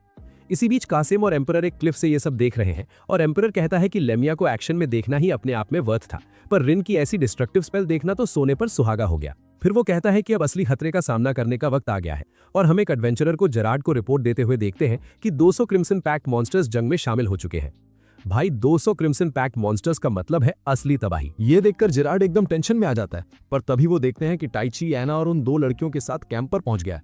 वो जेरार्ड को पूरी डिटेल देता है कि अंडरग्राउंड क्या क्या कांड हुए और म्यूरा और रिन के बारे में पूछकर तुरंत उनकी हेल्प के लिए निकल जाता है। दूसरी तरफ हम देखते हैं कि म्यूरा और रिन लड़ते लड़ते बुरी तरह थक चुकी हैं और लेमिया की तारीफ कर रही हैं कि इतनी एनर्जी उसमें अभी भी कैसे बची है। तभी उन्हें क्रिम्सन पैक मॉन्स्टर्स का वो भयानक झुंड दिखता है और लेमिया उन्हें कहती है कि बस 30 सेकंड का टाइम मैनेज करो ताकि वो एक स्ट्रॉन्ग स्पेल कास्ट करके उनका गेम बजा सके। म्यूरा और रिन आगे बढ़ती हैं और ढेर सारे स्मॉल फ्राइज को तबाह कर देती हैं। तभी लेमिया अपनी एओई स्पेल अनलीश करती है, जिससे सारे दुश्मन साफ हो जाते हैं, सिवाय 3 रेड ओगर्स के जो इस मॉन्स्टर्स की आर्मी को लीड कर रहे थे। वो तीनों एक एक ओगर से भिड़ जाती हैं, पर रिन का अटैक मॉन्स्टर को रत्ती भर भी डैमेज नहीं पहुंचा पाता और वो मॉन्स्टर उसके पास उसका आखिरी वक्त लाने के लिए बढ़ता है। अपने उन आखिरी मोमेंट्स में वो सोचती है कि अगर वो यहाँ गिर भी गई तो टाइची उन्हें बचाने जरूर आएगा और उसे दुख होता है कि वो उसे अपने दिल की बात यानी ट्रू फीलिंग्स कभी बता नहीं पाई। पर इससे पहले कि मॉन्स्टर अपना फाइनल स्ट्राइक करे, टाइची बीच में कूदता है और उसे अपने एक हाथ से ब्लॉक कर लेता है और रिन से कहता है कि ये सब बातें जंग खत्म होने के बाद मजे से बताना। लेमिया और म्यूरा तुरंत वहां पहुंचकर रिन को संभालती हैं, जबकि टाइची उस रेड ओगर को पीछे ढकेलता है और उसे पकड़कर जमीन पर पटक देता है। वो उस पर छलांग लगाता है और उसके चेस्ट पर एक हैवी पंच मारकर उसे ढेर कर देता है। इसके बाद वो लड़कियों से मिलने आता है और म्यूरा उससे पूछती है कि भाई तेरा एनहांसमेंट लेवल क्या है, तो वो बताता है कि वो लेवल 100 यूज कर रहा है, वरना मॉन्स्टर्स के सामने उसका टिकना नामुमकिन था। टाइची फिर लेमिया से करंट सिचुएशन के बारे में पूछता है कि क्या वो लड़ाई जारी रख पाएंगे, पर वो कहती है कि उनकी अभी की स्ट्रेंथ से उन्हें रोक पाना लगभग इम्पॉसिबल होगा। टाइची उन्हें मेयो और मेलो से मिलवाता है और कहती है कि मॉन्स्टर्स को उस पर अटैक करने से रोकें ताकि वो उन 3 रेड ओगर से निपट सके और उम्मीद है कि उन्हें हराते ही बाकी मॉन्स्टर्स पीछे हट जाएंगे। इसी के साथ टाइची उन 3 ओगर्स को बैटल के लिए चैलेंज करता है। वहां कसेम और एम्परर ये सब देख रहे हैं, जहां एम्परर कहता है कि सब कुछ उस लेडी के प्लान के हिसाब से ही हो रहा है। वो एक ऐसी सीक्रेट मास्टरमाइंड की बात कर रहा है जो इस पूरी साजिश में उससे भी ऊपर है। वापस कैंप में हम देखते हैं कि एना जख्मी सोल्जर्स का इलाज कर रही है और फ्रंट लाइन की हालत के बारे में सुन रही है। वो टाइची पर पूरा भरोसा करने का डिसाइड करती है, पर तभी एक हुडेड फिगर उसके पास से गुजरता है और उसके कान में कुछ ऐसी बात बोलता है कि वो किसी माइंडलेस पॉपेट की तरह बैटलफील्ड की तरफ चलने लगती है। दूसरी तरफ लेमिया और बाकी एडवेंचरर्स छोटे मॉन्स्टर से लड़ रहे हैं, जबकि टाइची 3 वर्सेस 1 सिचुएशन में ओगर से निपट रहा है। नंबर्स में इतना फर्क होने के बावजूद टाइची उनमें से एक को नीचे गिरा देता है और अपनी इनसेन मैजिक पावर से उसका काम तमाम करता है। पर तभी जमीन कांपने लगती है और एक ड्रैगन जमीन से बाहर निकलकर उन ओगर्स को ब्रेकफास्ट की तरह खा जाता है। उस बीस्ट को देखकर लेमिया हैरान है कि ये यहाँ क्या कर रहा है, क्योंकि ड्रैगन्स आमतौर पर छोटी स्पीशीज की लड़ाइयों में दखल यानी इंटरफेयरिंग नहीं करते। सब टाइची के चारों तरफ इकट्ठा हो जाते हैं और पता चलता है कि ये ट्विन हेडेड गोल्डन ड्रैगन भी उसी मिस्टीरियस मास्टरमाइंड का प्लान है ताकि टाइची को टेस्ट किया जा सके। टाइची लेमिया और बाकी सबको वर्स्ट केस सिनेरियो के लिए शहर खाली करने को कहता है और फैसला करता है कि वो ड्रैगन से अकेले लड़ेगा। रिन कहती है कि वो उसके साथ रुकेगी, पर मेरोड कहती है कि जिंदा वापस आना वरना वो उन्हें माफ नहीं करेगी। इसी के साथ सब वापस चले जाते हैं और टाइची रिन को भी पीछे रहने को कहता है, क्योंकि एक लड़की होने के नाते वो बस उसके रास्ते में आएगी। इसके अलावा अगर ड्रैगन उस पर अटैक करता है तो एक सिग्मा मेल होने की वजह से वो इंस्टिंक्टिव तरीके से उसे बचाने की कोशिश करेगा और यही उसकी डिफीट की वजह बन सकती है। रिन समझ जाती है और खुद को डिफेंड करने पर फोकस करती है ताकि वो किसी तरह टाइची को सपोर्ट कर सके, जबकि टाइची ड्रैगन का सामना करने के लिए आगे बढ़ता है। रास्ते में वो एरियल को आवाज देता है पर वो रिस्पॉन्ड नहीं करती, तो वो सोचता है कि क्या पहली बार सब बस एक इत्तेफाक था। जो भी हो, वो खुद को लेवल 100 तक एनहांस करता है और फिर एक हैवी पंच के साथ लड़ाई शुरू कर देता है। ड्रैगन उस अटैक को अपने पंजे से ब्लॉक करता है और पलटवार में ढेर सारे फायरबॉल्स और टेल व्हिप अटैक छोड़ता है। रिन टाइची की हेल्प करने की कोशिश करती है, पर ड्रैगन का दूसरा सिर उसकी तरफ एक फायरबॉल शूट करता है, एक वार्निंग की तरह, जैसे उसे कह रहा हो कि वेस्ट ऑफ स्पेस की तरह पीछे ही रहो। टेल व्हिप अटैक से टाइची का काफी एचपी लॉस होता है और वो सोचने लगता है कि आखिर एक ड्रैगन इन मॉन्स्टर्स की हेल्प क्यों कर रहा है। तभी एना उसके पास आती है और कहती है कि उसे उसके जख्म ठीक करने हैं, पर टाइची पूछता है कि उसके डम प्लॉट्स यानी वो खुद यहाँ क्या कर रहे हैं, और ये सुनते ही एना वापस होश में आ जाती है। वो कंफ्यूज होकर आसपास देखती है कि वो यहाँ कैसे पहुंची, पर ड्रैगन इस मौके का फायदा उठाकर टाइची की तरफ ब्लू फ्लेम का एक बॉल लॉन्च कर देता है। रिन उसे बचाने के लिए लपकती है, पर एना टाइची को साइड में धक्का दे देती है और वो हिट खुद अपने ऊपर टैंक्स कर लेती है। उस अटैक से उसका पेट फट जाता है और अपने उन आखिरी मोमेंट्स में वो टाइची की बाहों में लेटी हुई अपनी गलती के लिए माफी मांगती है। वो याद करती है कैसे सिर्फ टाइची ही था जिसने उसे एक औरत की तरह देखा, ना कि किसी टूल की तरह, और मौत से पहले वो उससे दोस्ती का वादा मांगती है, पर फिर अपनी आखिरी सांस लेती है और उसकी गोद में दम तोड़ देती है। उसे ऐसे जाते देख टाइची सच में आग बबूला हो जाता है और खुद को कोसने लगता है कि उसने अपनी पावर्स को कभी सीरियसली क्यों नहीं लिया और ढंग से ट्रेनिंग क्यों नहीं की।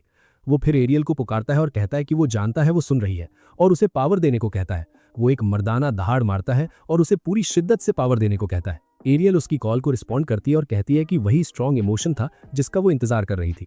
टाइची अचानक एक ऐसे प्लेन में पहुंच जाता है जहां वो एरियल से बात करता है और वो माफी मांगती है कि वो पहले की तरह अपनी पावर उसे आसानी से नहीं दे पा रही थी। वो उसे बताती है कि उन्हें पहले एक फॉर्मल पैक्ट करना होगा। उसके लिए पहले समनर को स्पिरिट को पुकारना होगा और पावर मांगनी होगी, और दूसरा उन्हें उस पावर को पूरी तरह से एक्सेप्ट करने के लिए तैयार रहना होगा। ये जानकर टाइची उस पर चिल्लाने के लिए सॉरी बोलता है और वो दोनों पैक्ट कर लेते हैं। इसी के साथ टाइची एक फुल फ्लेज्ड समनर बन जाता है और इस नई पावर के साथ रियल वर्ल्ड में वापस होश में आता है। वो रिन को अन्ना की बॉडी का ख्याल रखने को कहता है और फिर ड्रैगन की तरफ बढ़ते हुए एरियल से कहता है कि अब वो इस मामले को एक ही ब्लो में खत्म करेंगे। उसे देखकर ड्रैगन उसकी हिम्मत की दाद देता है और टाइची उससे उसके गोल के बारे में पूछता है और ये भी कि वो इस जंग से पीछे हटने के लिए क्या लेगा। ड्रैगन कहता है कि अगर वो उसे अपनी असली पावर दिखा दे तो वो उसके सारे सवालों के जवाब देगा और ये जगह छोड़कर चला जाएगा। इसके बाद वो अपने दोनों मुंह से combined flame breath attack launch करता है और टाइची अपनी मुट्ठी से एक स्ट्रॉन्ग विंड स्ट्रीम अटैक निकालकर उसे काउंटर करता है। शुरुआत में दोनों की पावर बराबर लगती है, पर टाइची जल्दी ही उस बीस्ट पर भारी पड़ जाता है और उसे जमीन पर पटक देता है। इसके बाद ड्रैगन कहता है कि वो उसकी ताकत देखकर खुश है और रिवील करता है कि वो एक खास लेडी की सेवा करता है और उसका गोल बस टाइची की असली स्ट्रेंथ टेस्ट करना था। वो उसे ये भी बताती है कि अब से वही लेडी उसे आगे गाइड करेगी, पर इस देश और इस दुनिया के लिए ये सब जरूरी है। और फिर दूर आसमान में उड़ते हुए उसे कहता है कि अगर वो अपने अजीज लोगों यानी ट्रेजर्स को बचाना चाहता है तो उसे और भी स्ट्रांग बनना होगा।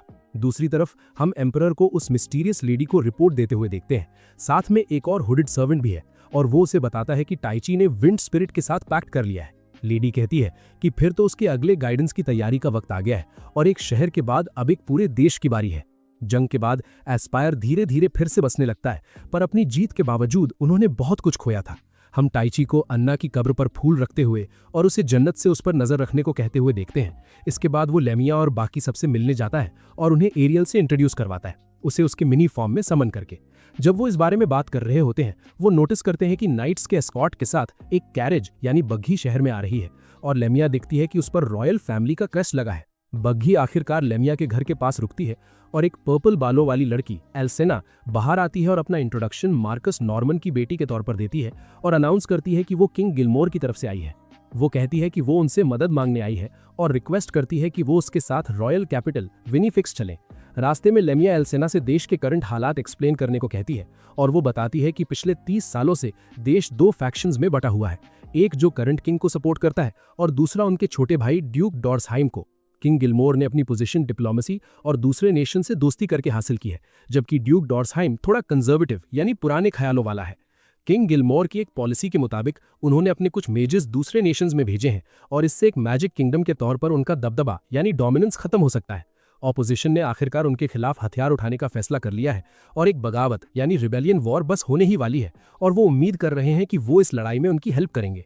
इसी के साथ वो कैपिटल पहुंचते हैं और टाइची नोटिस करता है कि वो जगह लगभग एक गोस्ट टाउन जैसी सुनसान है। लेमिया एल्सना से पूछती है कि क्या किंग ने टाइची और रिन के बारे में कुछ कहा और वो बताती है कि किंग ने उन्हें साथ लाने पर जोर दिया था। तभी एक तीर उनकी तरफ आता है पर टाइची उसे हवा में ही एक गिगा चार्ट की तरह पकड़ लेता है और उसकी जान बचा लेता है। हमें पता चलता है कि ये ड्यूक के एक आदमी ने चलाया था जो उसे कैपिटल में दूसरी दुनिया के लोगों यानी अदर वर्ल्डर्स के आने की रिपोर्ट देता है।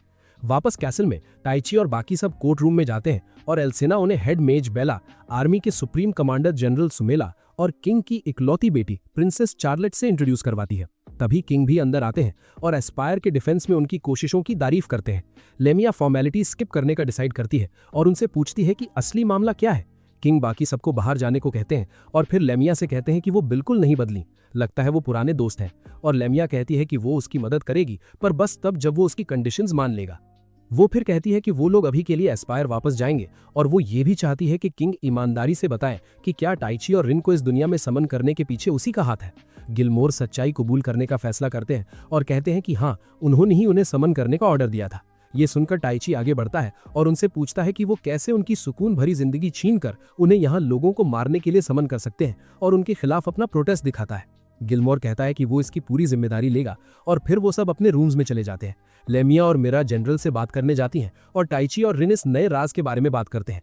तभी एल्सेना उनका दरवाजा खटखटाती है और कहती है कि प्रिंसेस उनसे बात करना चाहती हैं।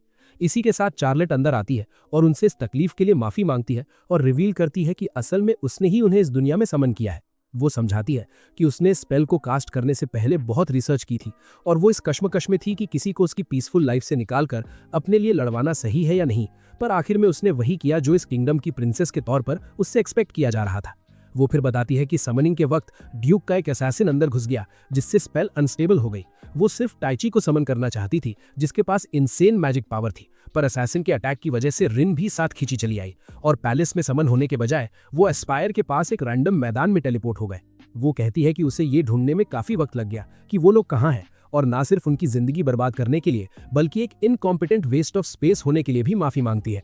ये सब सुनकर और उसे रोता देखकर टाइची और रिन उसे अपना सर ऊपर उठाने को कहते हैं और कहते हैं कि उन्होंने उसे हर चीज के लिए माफ कर दिया और वो अपनों को बचाने की तरफ को समझते हैं। चार्लेट कहती है कि एक बार देश में शांति हो जाए तो वो उन्हें उनकी दुनिया वापस भेजने के लिए सब कुछ करेगी, भले ही इसमें उसकी रूह क्यों न चली जाए। और टाइची कहता है कि वो इस वॉर को खत्म करने में उसकी हेल्प करेंगे ताकि वो सब खुशी खुशी बाहर निकल सके। तभी लेमिया अंदर आती है और टाइची को बाहर आने को कहती है।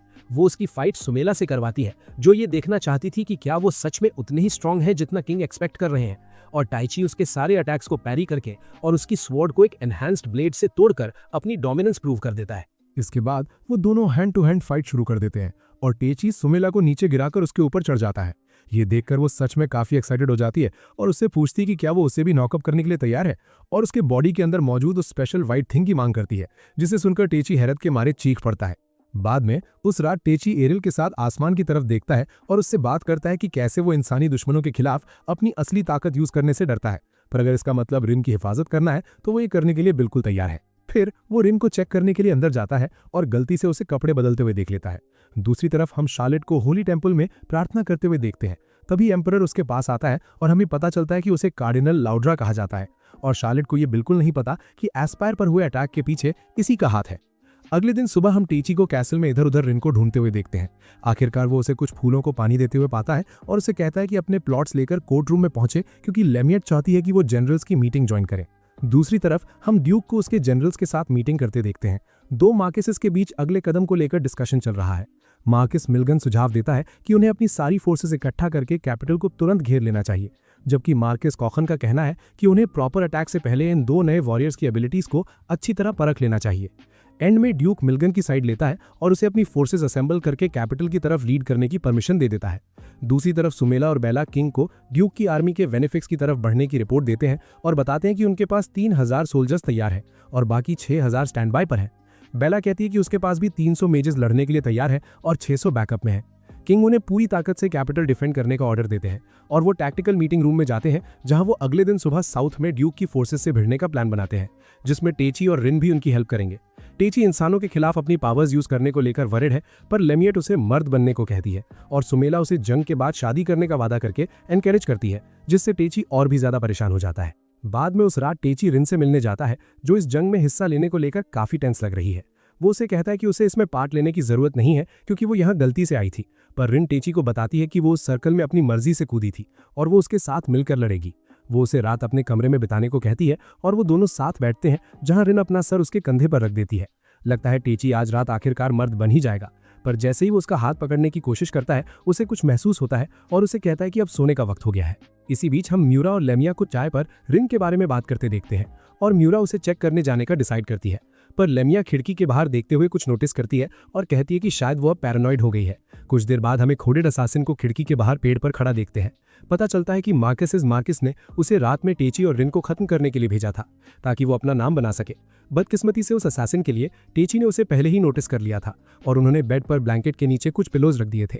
असासिन उन पिलोज पर वार करता है और टेची और बाकी सब उसे कमरे में रंगे हाथ पकड़ लेते हैं। टेची बताने लगता है कि उसने उसे पहले ही देख लिया था, पर असासिन को उसके फालतू ज्ञान से कोई मतलब नहीं है और वो इस मौके का फायदा उठाकर रिन पर अटैक कर देता है। ये देखकर टेची तुरंत अपनी फिजिकल एनहांसमेंट ऑन करता है और उसे बुरी तरह पीटना शुरू कर देता है, ये कहते हुए कि वो उन लोगों को कभी चोट नहीं पहुंचने देगा जिन्हें बचाने की उसने कसम खाई है। उसे कुछ देर तक पीटने के बाद लेमिया टेची को रोकती है कि अब बस करो, पर असैसिन उसके नीचे से निकल जाता है और जमीन पर अपना सर दे मारते हुए खुद को इशिकाई करने का फैसला करता है। अगले दिन सुबह गिलमोर की आर्मी का सामना मार्कस निल्गिन की फोर्स से होता है, जिसमें 1000 सोल्जर्स हैं। टेची एक विंड स्पेल का यूज करके उनकी तरफ एक वार्निंग भेजता है और दुश्मन के ठीक सामने जमीन पर ब्लास्ट करता है। वो उम्मीद करते हैं कि इससे वो थोड़ी देर के लिए रुक जाएंगे, पर उनकी हैरानी का ठिकाना नहीं रहता जब निल्गिन और उसके आदमी अपने हाथ उठाकर मैजिकल रिंग्स का यूज करके ढेर सारे फायरबॉल्स और वाटर बुलेट्स उनकी आर्मी पर छोड़ते हैं। शुरुआत में वो कंफ्यूज हो जाते हैं, पर टेची अपनी चीट एबिलिटीज से जूम इन करके लेमिया को उन स्पेशल रिंग्स के बारे में बताता है। वो कहती है कि वो मैजिकल स्टोन्स हैं और हैरान होती है कि उनके पास इतना पैसा यानी कैपिटल कहां से आया कि उन्होंने अपने सारे आदमियों के लिए 1000 रिंग्स तैयार कर ली।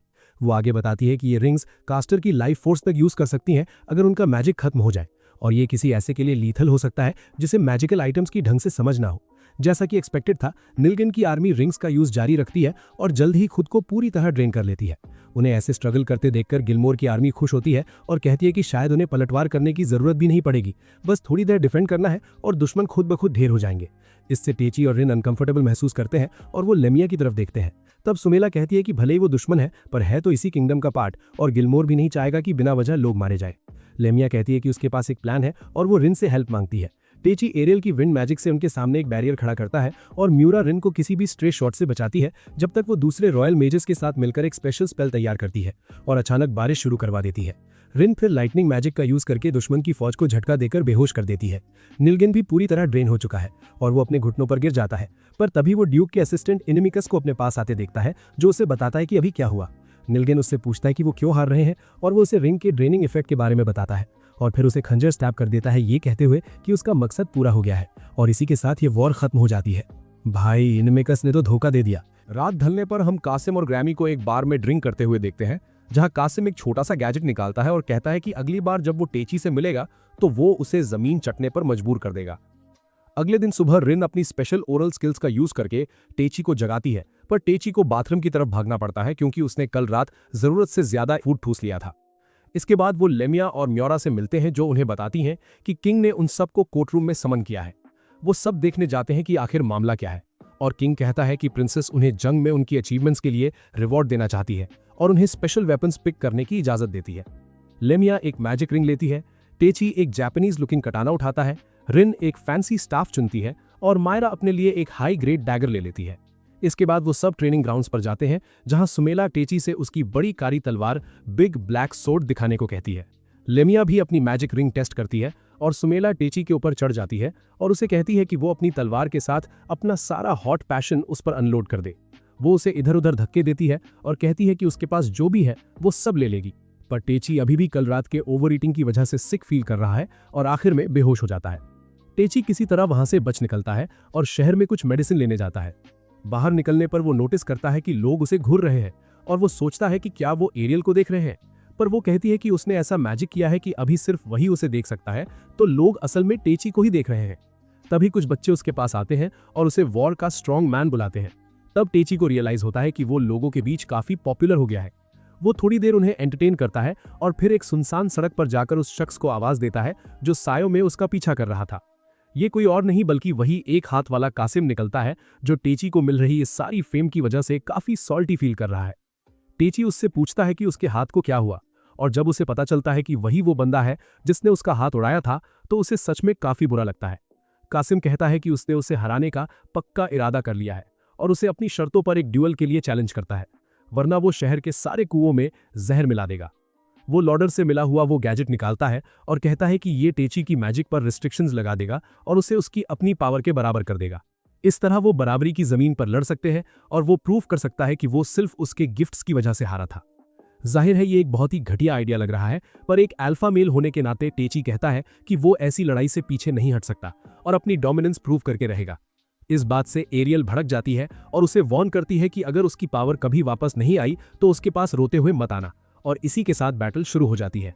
टेची विंड ब्लास्ट से शुरुआत करता है पर कासिम डॉज करके डैगर से पलटवार करता है। टेची अपनी तलवार से उसे ब्लॉक करता है और फिर पीछे कूदकर आइस और वाटर बुलेट से टेची पर निशाना साधता है। टेची आगे लपकता है और उसके हाथ से डैगर छीन लेता है, पर कासिम उसे कुछ आइस बुलेट्स मार देता है और लड़ाई एकदम इंटेंस हो जाती है। ग्रैमी एक कोने से उन्हें देख रही होती है जब वो एक दूसरे को बुरी तरह पीट रहे होते हैं। एंड में वो दोनों सोचते हैं कि क्या उन्हें तब तक लड़ना चाहिए जब तक कोई एक बेहोश न हो जाए, पर वो अगले मूव के साथ इसे खत्म करने का फैसला करते हैं। कासिम एक मैसिव आइस स्पेल चार्ज करता है और उसे टेची की तरफ फेंकने की तैयारी करता है, जो काफी थका हुआ लग रहा है और पैर की इंजरी की वजह से उसे डॉज करने के काबिल नहीं है। टेची रिन के बारे में और अपने पुराने मैजिक लेसन्स के बारे में सोचता है और खुद पर भरोसा करने का फैसला करता है। वो अपनी तलवार में थोड़ा मैजिक फूंकता है और उससे कासिम की आइस स्पेल को बीच से चीर देता है, जिसके शॉक वेव से कासिम दूर दीवार पर जा गिरता है। इसी के साथ उनकी फाइट खत्म होती है और कासिम अपनी हार मान लेता है, पर टेची कहता है कि उसके पास कम से कम एक एक्स्ट्रा आर्म जितना तो एडवांटेज था ही, तो ये उतना फेयर नहीं था।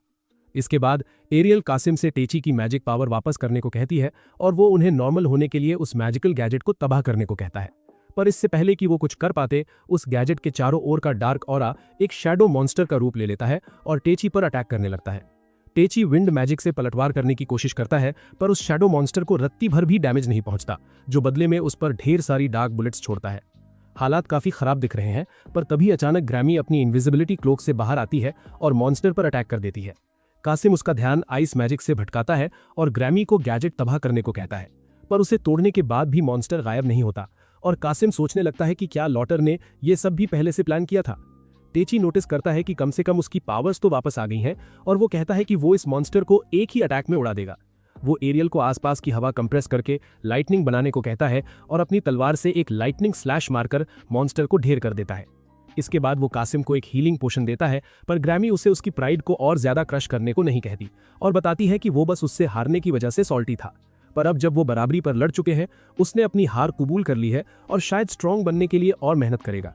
फिर वो उसे उठाती है और कासिम के साथ निकल जाती है, जिसके अंदर अब टेची के लिए एक हेल्दी राइवलरी पैदा हो गई है। ठीक तभी शहर की घंटी बजती है और स्पीकर अनाउंस करता है कि ड्यूक की आर्मी ने जंग का ऐलान कर दिया है। टेची तुरंत रिन और बाकी सबसे मिलने कासल भागता है और वो सब अगले दिन शुरू होने वाली जंग की तैयारी करते हैं।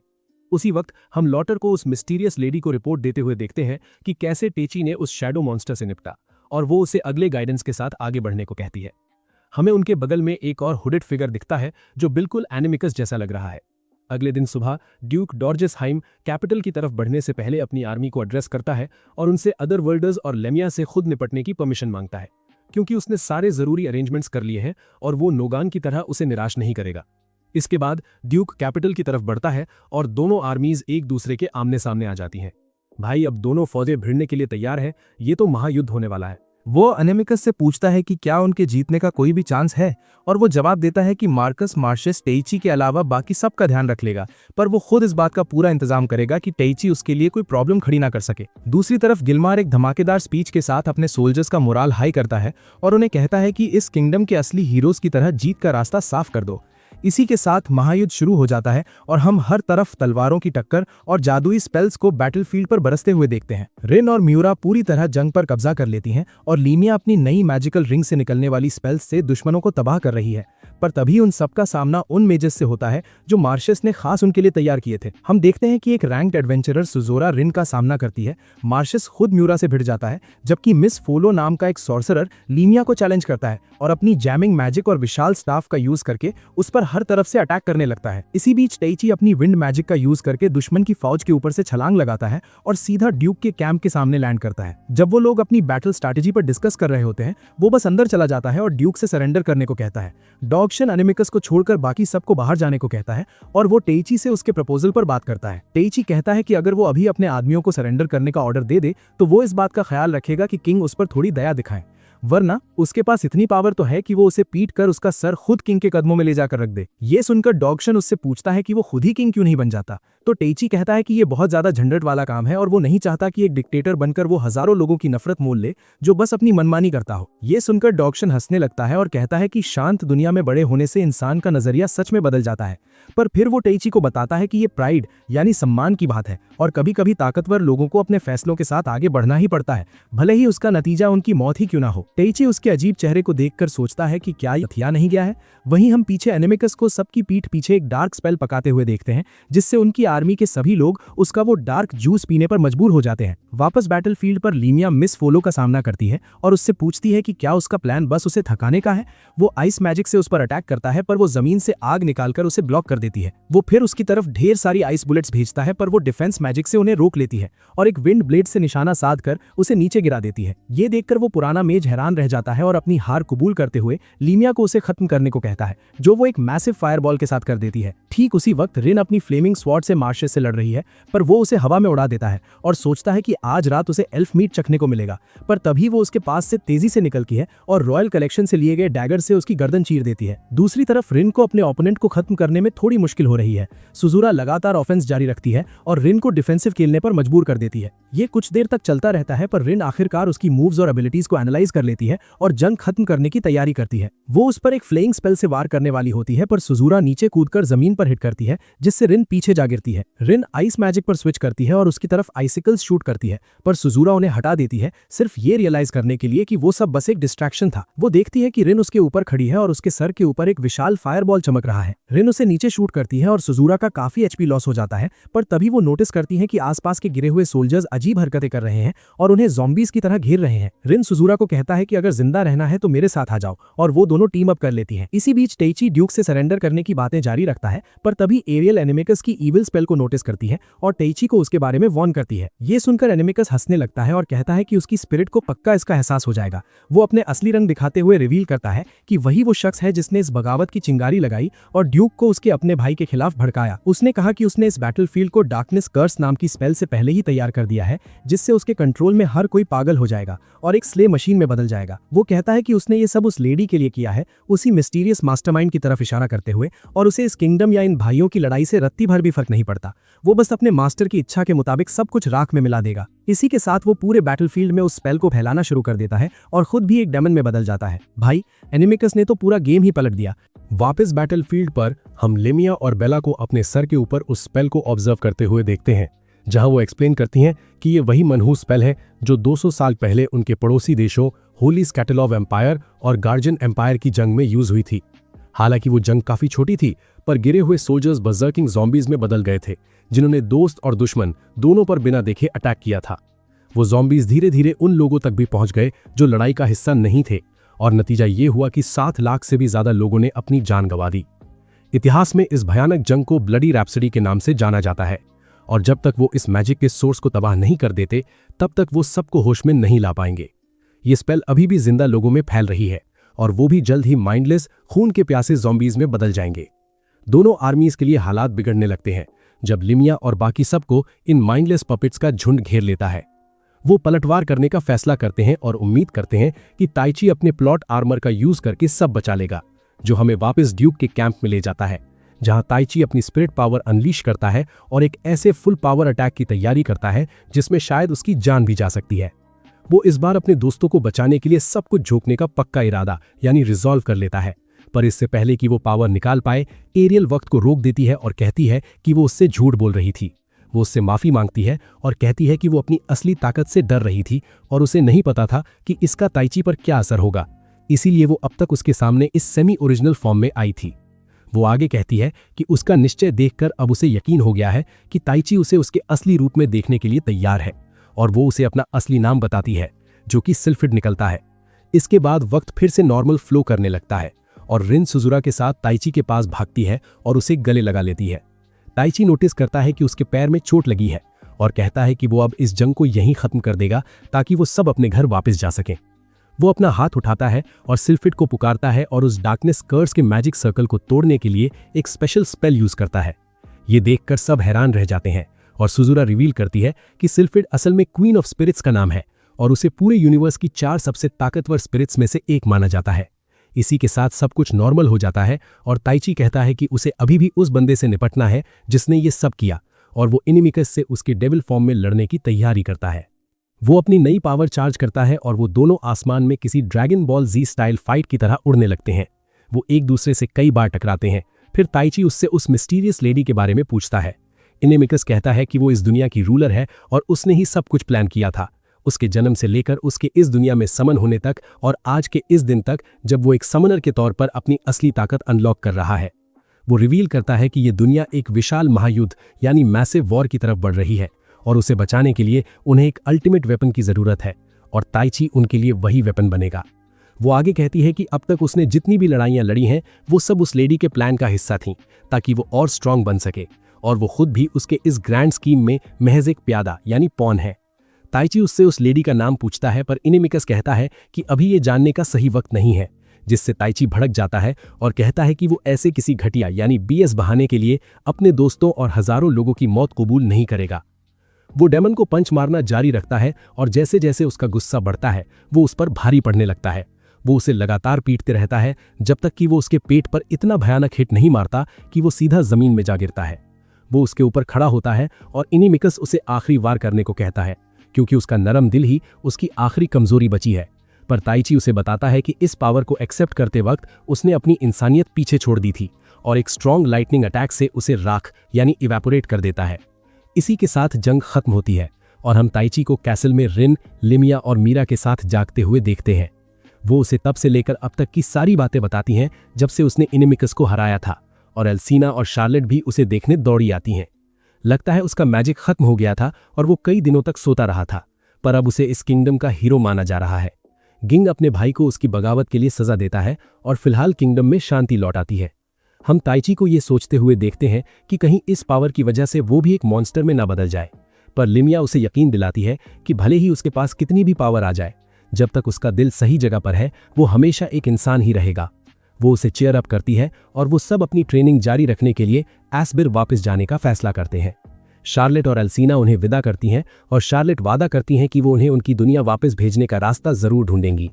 ताइची उन्हें कहता है कि वो अपना पूरा वक्त लें क्योंकि उन्हें इस दुनिया के नए दोस्तों के साथ कुछ वक्त बिताने में कोई एतराज नहीं है।